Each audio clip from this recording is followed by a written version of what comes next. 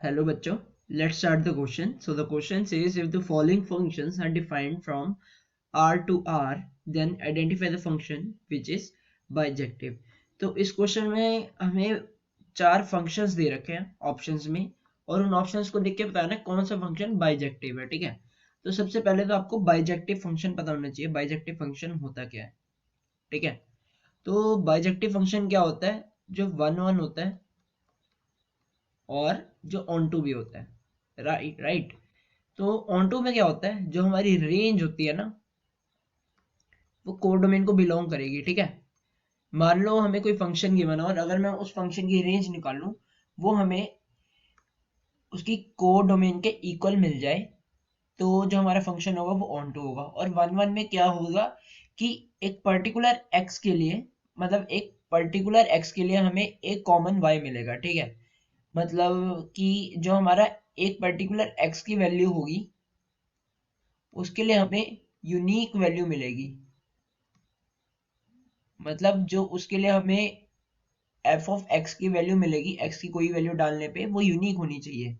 ऐसा नहीं होना चाहिए कि एफ ऑफ वन अगर टू है तो एफ ऑफ माइनस वन भी टू होगा, ये गलत होगा, ठीक है।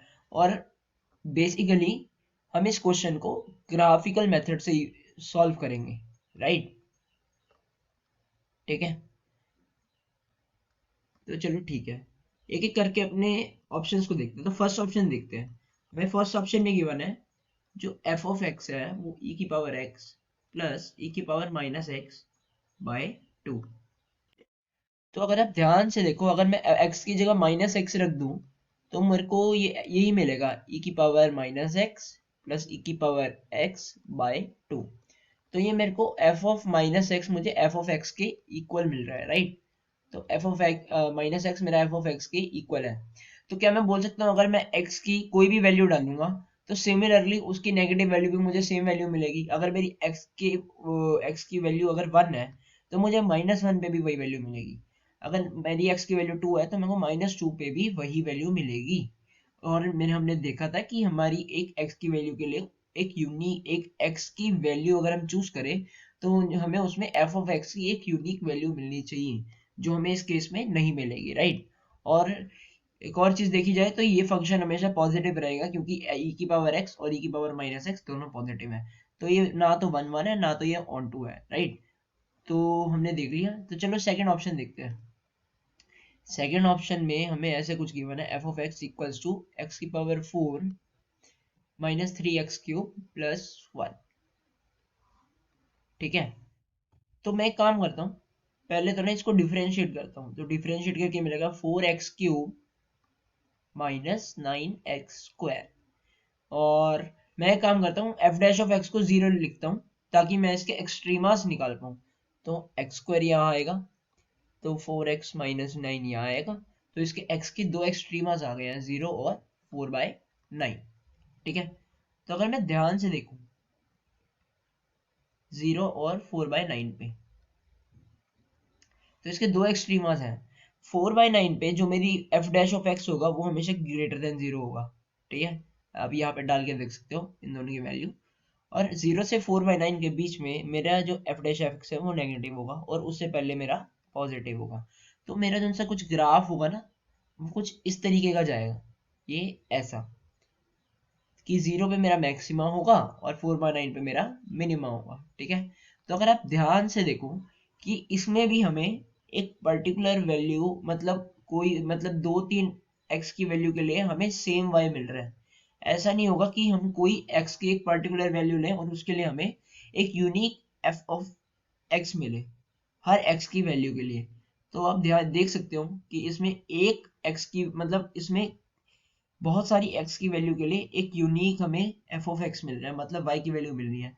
तो ये जो हमारा फंक्शन है ना ये वन वन तो नहीं होगा, ठीक है, वन वन नहीं होगा। जिसकी वजह से जो हमारा ये फंक्शन है ये बाइजेक्टिव भी नहीं होगा, राइट। तो अगले ऑप्शन पे देख बढ़ते हैं।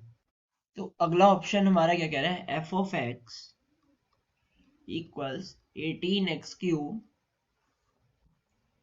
Minus twenty one x square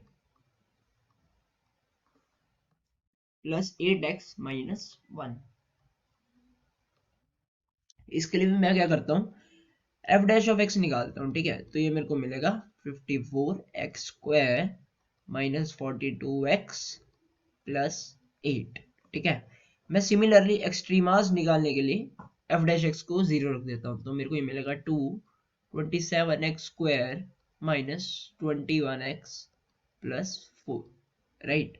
तो अगर मैं इसको ध्यान से देखूं तो 2 यहाँ पे जाके 0 हो जाएगा, तो 0 will be equal to 27x² और माइनस 21x को मैं ऐसे लिख दूंगा minus 12x minus 9x plus 4। तो इससे जो मेरा आएगा कॉमन वो आएगा x। अगर मैं ध्यान से देखूं तो अगर मैं यहाँ से x कॉमन ले लूं तो मेरा मिलेगा 27x कॉमन ले लेता हूँ एक्चुअली मैं यहाँ पे। तो अगर मैं 27x कॉमन ले लूं तो मुझे मिलेगा x माइनस 12/27। 12/27 मेरा होता है 4/9 अगर मैं 3 से कट कर दूं, ठीक है, 3 से कटिंग कर दूं तो, ठीक है। और यहाँ पे भी मैं अगर 9 कॉमन ले लूं, -9 कॉमन ले लूं तो मेरा x माइनस 4/9 मिलेगा मुझे यहाँ पे, ठीक है। तो ये मुझे मिलेगा 27x माइनस 9 और ये मेरे को मिलेगा x माइनस 4/9, ठीक है। तो मेरे को कुछ ऐसा मिलेगा। अगर मैं इसको ध्यान से नंबर लाइन पे ड्रॉ करूं तो मेरा 4/9 मेरा 4/9 क्या होता है, मेरा 4/9 कुछ होता है 0.4, ठीक है। और जो मेरा 9/27 होगा, जो मेरा 9/27 होगा वो मेरा होगा 0.3 समथिंग, ठीक है। तो मेरा 9/27 कुछ इधर आएगा और मेरा 4/9 कुछ इधर आएगा। अगर मैं एफ डैश ऑफ एक्स में 4/9 से बड़ी वैल्यू डालूंगा तो मेरे को एफ डैश एक्स पॉजिटिव मिलेगा, बीच में नेगेटिव मिलेगा और यहाँ पे पॉजिटिव मिलेगा, ठीक है। तो अगर मैं इसको ग्राफिकली देखूँ तो मेरा ग्राफ कुछ ऐसे जाएगा, ऐसा, ठीक है। कि यहाँ पे मेरी पॉजिटिव वैल्यू, यहाँ पे मेरी नेगेटिव वैल्यू, और पिछले केस की तरह अगर हम देख सकते हैं कि यहाँ पे जो हमें बहुत सारी एक्स की वैल्यू के लिए एक एक वैल्यू वाई की मिलेगी, जिसकी वजह से ये फंक्शन हमारा 1 1 ही नहीं होगा, ठीक है।